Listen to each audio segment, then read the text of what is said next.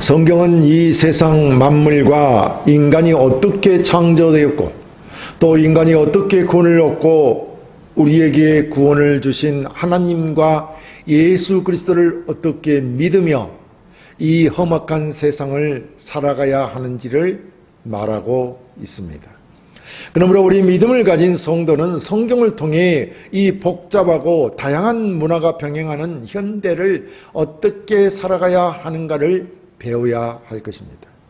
본 서신인 고린도전서는 바울이 당시 로마의 속국이었던 지금의 터키에 있는 에베소에서 사역을 하면서 고린도에 보낸 서신입니다.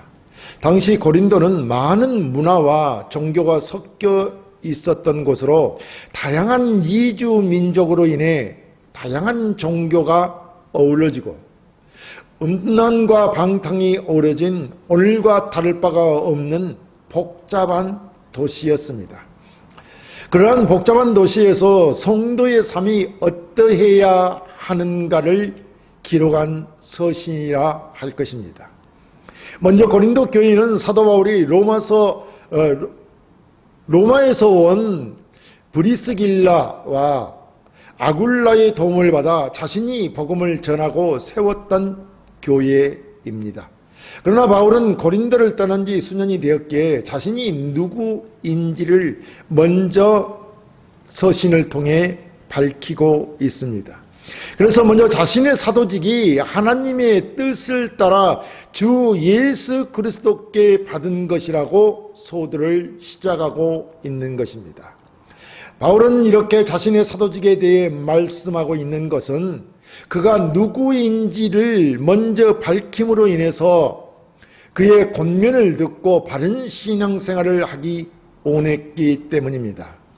그러므로 자신이 누구인지를 먼저 밝히는 것은 우리 믿음의 대상이 누구이시고 우리가 받은 신앙이 어디서 왔는지를 상기시키고 있다 할 것입니다. 그래서 바울은 성도가 가장 먼저 해야 할 신앙은 바로 하나님께 감사하는 것임을 말하고 있다 할 것입니다. 고린도 교회 내에는 사실 많은 은사들이 있었는데 사도 바울은 이 은사들보다도 성도는 자신을 구원하여 하나님의 자녀되게 하신 하나님께 감사해야 한다는 것입니다. 하나님께로부터 많은 은사들을 받았지만 그것보다도 우리가 예수 그리스도의 피 흘리심으로 인하여 구원 얻게 하신 또 하나님의 자녀가 되게 하신 하나님께 감사해야 한다는 것입니다. 구원에 대한 감사가 먼저여야 한다는 것입니다. 그러니까 우리 성도들은 예수 그리스도로 말미암아 구원을 얻어 하나님의 자녀가 된 것을 먼저 감사할 줄 아는 성도가 되어야 한다는 것입니다. 함께 말씀을 나누면서 은혜 나누기를 원합니다. 하나님께 우리가 감사해야 하는 이유는 첫째, 우리가 받은 구원의 은혜 때문입니다.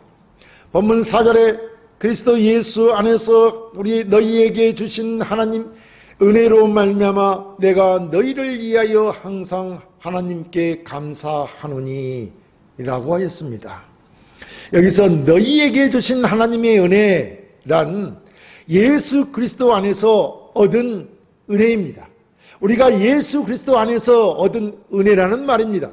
그렇기 때문에 여기서 하나님의 은혜는 분명 우리 성도들이 예수 그리스도와 생명적인 연합을 통해 얻은 하나님의 구원의 은혜를 말하는 것입니다.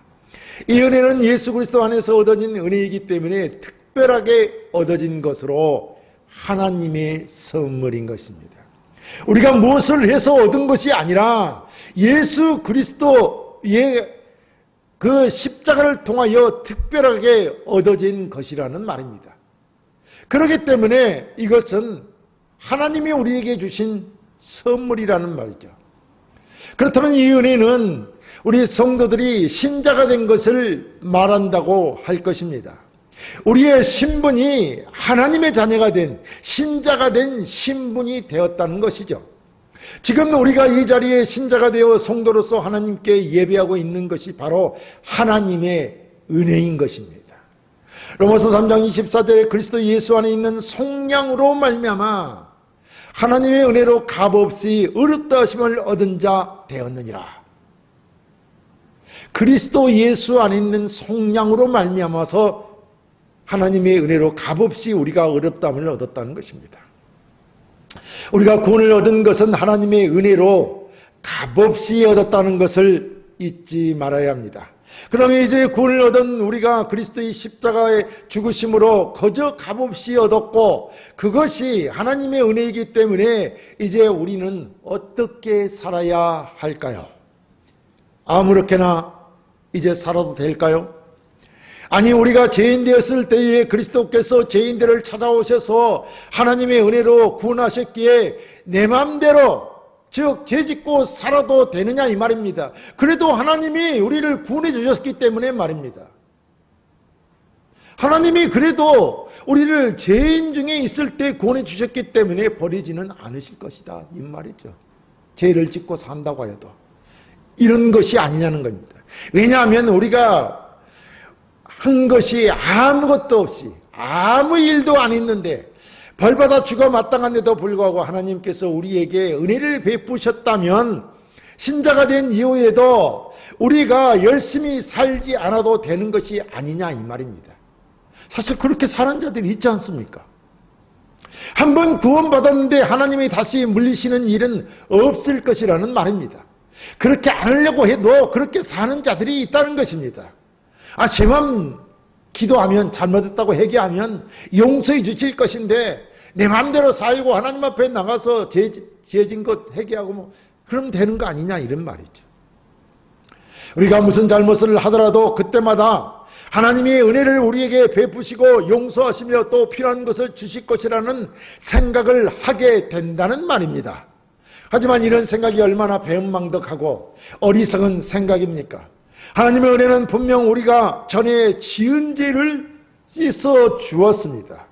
그리고 이렇게 하나님의 은혜로 우리의 과거의 잘못된 죄를 씻어 주신 것은 죄와 죄를 짓는 것으로부터 우리를 의롭고 거룩하며 하나님을 향하여 살아가야 되는 것으로 가게 하기 위하여 죄를 씻어 주신 것입니다. 우리가 의롭고 거룩하며 하나님을 향하여 나아가게 하시려고 살아가게 하시려고 우리의 죄를 씻어주신 것이라는 이 말입니다. 그런데 그렇게 살지 않는다면 하나님이 우리를 구원해 주신 의미가 죄를 용서해 주는 의미가 아무런 의미가 없지 않습니까? 우리의 죄를 씻어주시는 것은 의롭고 거룩한 자가 되게 하기 위해서라는 것을 우리가 깨달아야 된다는 것이죠. 사실 어찌되었든 죄를 씻어주신 것은 마찬가지 아니냐고 생각할 수도 있습니다. 그렇다면 우리는 먹기 위해 삽니까? 살기 위해서 먹습니까? 분명한 답은 살기 위해서 먹는 것입니다. 먹기 위해서 사는 것이 아니라는 말입니다. 먹기 위해서 사는 것은 그러면 배가 부르면 그 목표가 달성되었기 때문에 우리는 아무것도 안 해도 되지 않습니까? 먹기만 하면 되는 거잖아요. 그런데 먹기 위해 사는 것이 아니라 살기 위해서 먹는 것이라는 말입니다. 살기 위해서 먹는다는 말은 사는 것이 목표인 것입니다. 목적인 것입니다. 살아야 될 목적이 있다는 것입니다. 그렇기 때문에 먹는 것입니다. 그 목표를 수행하기 위해서 인격적인 존재가 정신력과 이상만으로는 추진할 수 없으므로 먹어야 그 일을 해낼 수 있기 때문에 먹는 것입니다. 그래서 삶의 목표를 수행하기 위해서 우리는 먹는 거라는 말입니다. 은혜도 마찬가지입니다. 죄를 씻는 것이 끝이 아니라 죄를 씻음으로 해서 의롭고 거룩하며 하나님과 관계를 가지며 살 수 있는 것입니다. 그러니까 하나님과 관계를 가지며 살기 위해서 하나님께서 우리에게 제사함을 행하셨다 이 말입니다. 새로 태어나게 하셨다는 것입니다. 새 생명을 주셨다는 것입니다. 하나님이 우리에게 은혜를 베푸셔서 구원하신 것은 죄를 없이 하려는 것이 아니라 이제 앞으로 죄를 짓지 않는 인간, 그런 인격적인 존재로 만들어서 하나님 나라로 옮기시려는 것이라는 말입니다. 그래서 6, 7절에 그리스도의 증거가 너희 중에 견고하게 되어 너희가 모든 은사의 부족함이 없이 우리 주 예수 그리스도의 나타나심을 기다리심이라 라고 하신 것입니다. 우리 안에 그리스도의 증거가 견고케 되려면 그리스도의 복음을 받은 우리의 인격이 변화되고 확립되어야만 하는 것입니다. 우리가 전과의 다른, 재질 때와 다른 변화된 인격을 가지고 살아야 한다는 것입니다. 이렇게 그리스도의 복음 증거가 우리의 인격을 변화시키고 확립되도록 하나님은 모든 은사를 부족함이 없이 부어주시는 것입니다. 왜냐하면 우리가 의롭고 거룩한 삶을 살아야 하기 때문에 하나님께서 이렇게 우리의 인격을 변화시키고 사람을 바꿔주시고 하나님의 자녀가 되게 하시고 하나님은 모든 은사를 부족함없이 부어주시는 것이라 이런 말입니다. 그러니까 하나님의 은혜는 우리를 과거의 죄에서만 구원하는 것이 아니라 앞으로 죄를 떠나 의롭고 거룩하게 하시는데 필요한 모든 것을 공급하시는 것입니다. 그러므로 우리는 하나님께서 은혜로 구원하시고 지금도 모든 은사를 주시어 믿음을 경복케 하심을 알고 감사할 줄 아는 자가 되어야 하는 것입니다.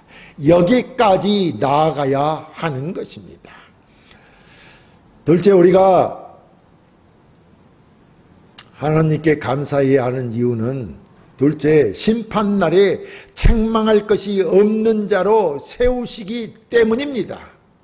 본문 8절에 주께서 너희를 우리 주 예수 그리스도의 날에 책망할 것이 없는 자로 끝까지 견고하게 하시리라 라고 했습니다. 여기서 책망할 것이 없는 자란 비방할 수 없을 만큼 흠이 없는 상태, 그러니까 의로운 상태, 거룩한 상태를 말하는 것입니다.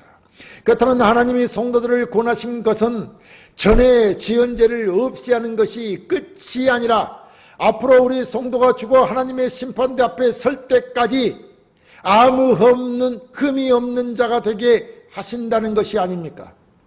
구원하던 성도들이 이 세상을 살아가면서 짓는 죄란 하나님의 뜻을 따르지 않고 때는 반대하며 하나님을 염두에 두지 않고 사는 삶이 죄를 짓는 삶입니다. 하나님을 떠나 사는 삶이 죄 짓는 삶이라는 것입니다. 우리는 너무도 잘못 알고 있습니다. 윤리도덕적으로 죄 짓는 것만, 잘못한 것만 죄로 아는데 그것이 아니라 하나님을 떠나서, 다시 말하면 믿음을 떠나서 하는 모든 행위가 죄라는 것입니다. 그래서 믿음을 떠난 삶은 죄 짓는 삶인 것입니다. 그래서 처음 예수 믿는 성도들을 위해서 교회에서 하는 첫 번째 일이 바로 무엇이냐면 하나님을 알게 하는 것입니다. 하나님이 누군지를 알아야 그를 믿을 것이 아닙니까? 그의 믿음이 신실한 믿음으로 확고하게 되어질 것이 아니겠습니까? 하나님으로부터만 의와 거룩과 진리와 생명이 나오기 때문에 우리는 교회에서 하나님을 먼저 알게 하는 것입니다. 인간들은 이런 것을 스스로 만들어낼 수가 없습니다. 그래서 은혜가 1차적으로 등장할 때는 하나님으로부터 떠나있던 자리에서 하나님으로 진리와 생명을 부여받은 화목한 관계로 그의 자녀가 되는 자리로 불러내는 것입니다. 그때 우리가 전에 지은 죄와 그 죄의 자리에 있던 모든 것을 값없이 씻어서 하나님의 자녀로 삼아 주시는 것입니다.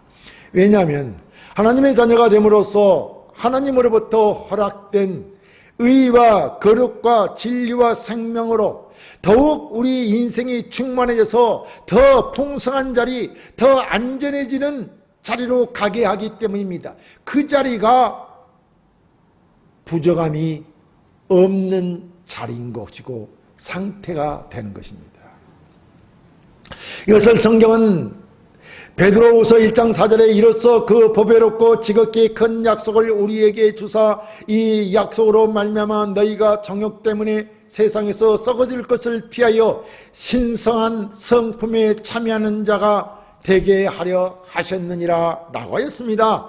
여기서 신성한 성품에 참여한다 라고 말하면 우리의 인격을 하나님을 닮고 그리스도를 닮는 그런 자가 되게 한다는 말입니다. 그래서 하나님의 신의 성품에 참여하는 것입니다. 여기가 바로 우리 인격이 하나님 나라에 갈 때까지 궁극적으로 당도해야 하는 것입니다. 그러므로 우리가 하나님의 은혜에 감사해야 하는 이유는 지은 죄를 값없이 씻어주고 또 씻음을 받고 또 궁극적인 목표가 그것이 궁극적인 목표가 아니라 죄를 짓지 않는 자, 하나님의 성품을 부여받고 하나님과 더불어 사는 자, 아니 하나님의 자녀답게 사는 인생의 가장 아름답고 풍요롭고 완전한 자리에 도달케 하는 것. 다시 말하면 심판날에 책망할 것이 없는 자리에까지 견고하게 하는 것이 그 목적인 것입니다.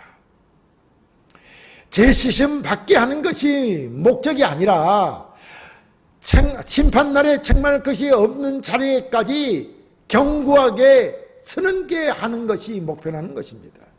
그런데 우리는 어떻게 살고 있습니까? 하나님의 의와 거룩을 향하여 사는 것이 아니라 자기에게 유익되는 대로 생각하고 자기 멋대로 살면서 올바로 신앙하고 있는 것처럼 말합니다. 이런 성도들이 바로 하나님 앞에 죄 지은 부분은 은혜를 구하여 씻으면 그만이라고 생각하는 것입니다. 그래서 죄 짓고 사는 것이죠. 하나님을 떠나 사는 것이죠. 믿음을 떠나 사는 것이죠. 아니 자기가 잘난 것은 상을 달라고 막무가내로 매달리면서 끈질기게 기도합니다. 그러면서 자기의 삶은 하나님을 떠난 믿음을 떠난 삶을 산다는 것입니다. 우리 성도들의 삶에서 은혜란 언제나 죄와 연관되어 있다는 것을 알아야 됩니다. 성경대로 말하면 사람들은 은혜를 받기 위해 죄를 더 짓고 있는 그런 어리석음을 범하고 사는 경우들이 많다는 것이죠. 로마서 6장 1절에 그런즉 우리가 무슨 말하리요? 은혜를 더하게 하려고 죄에 거하겠느냐? 그럴 수 없느니라. 은혜를 더하게 하려고 죄 가운데 거하서 죄를 지며 살 수 있느냐? 그럴 수 없다는 것입니다. 성경은 은혜를 많이 받게 하려고 많이 받으려고 맨날 죄를 짓는 행위를 하지 말라고 말하고 있는 것이죠. 내 마음대로 살고 잘못한 것은 은혜를 구하고 용서를 구하면 된다는 식으로 생각하면 안 된다는 것입니다. 하나님께서 우리에게 은혜를 베풀어 자녀로 삼으신 것은 의와 거룩의 안전한 자리, 심판날 책망할 것이 없는 자리에까지 가게 하기 위함이라는 것을 알아야 합니다.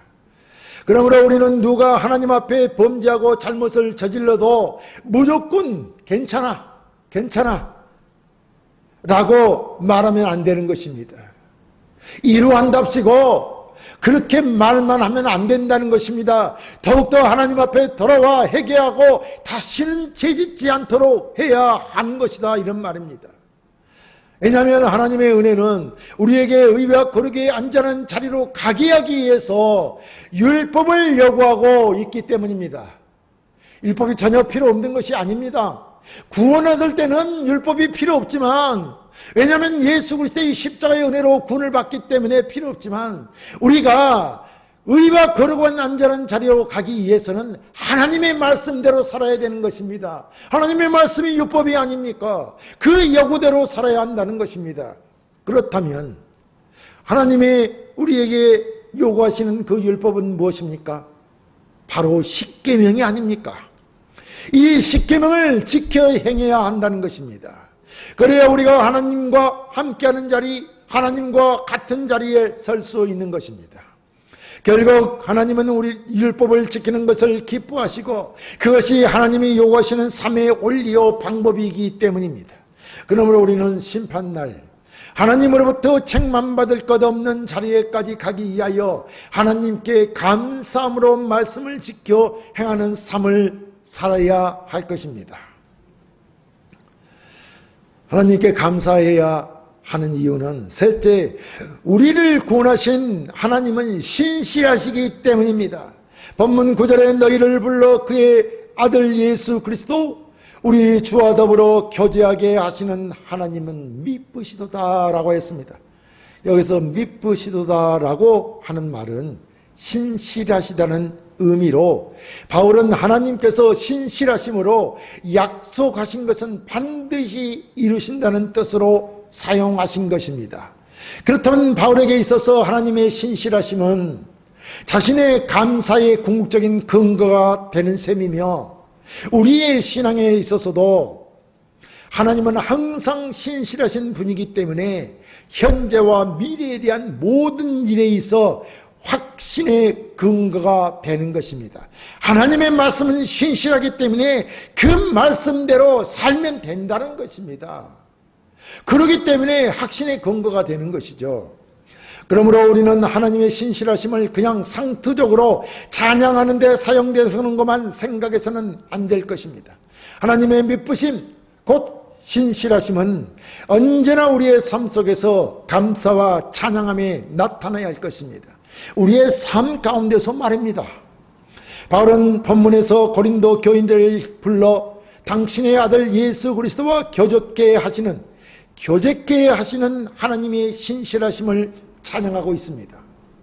하나님과 우리가 교제하는 것이 하나님의 신실하심이라 이 말입니다. 반드시 하나님은 그렇게 하신다는 것입니다. 믿으라는 것입니다. 우리는 사실 고린도에 살고 있는 성도들이 과거에 어떤 자들이었는지를 알지 못하고 있습니다. 그러나 성경을 통해 우리는 무엇을 말하는지 알아야 한다는 것입니다. 고린도에 살고 있는 성도들이 어떤 자들이었습니까? 저들은 예수 그리스도로 구원을 얻고 그와 더불어 교제를 나누기 전, 곧 부름을 받기 전에는 당시의 그 시대상입니다. 무역과 상업으로 인해 엄청난 부와 사치를 누리던 곳에서 방탕과 성적으로 타락한 도시의 일원으로 살았던 것입니다. 인간에게 부가 주어지면 이렇게 타락하기 쉽다는 것입니다. 고린도에 사는 대부분의 성도들은 아마도 이런 삶에 찌들어 살던 자들이었을 것입니다. 그런데 하나님께서는 이러한 자들을 어떻게 하셨습니까? 성경에서 유대인들은 이런 삶을 사는 자들을 할례 없는 이방인들이라고 하여 더구나 방탕하고 타락한 찌든 인간들이라고 해서 벌레나 쓰레기처럼 여기며 없인 여겼습니다.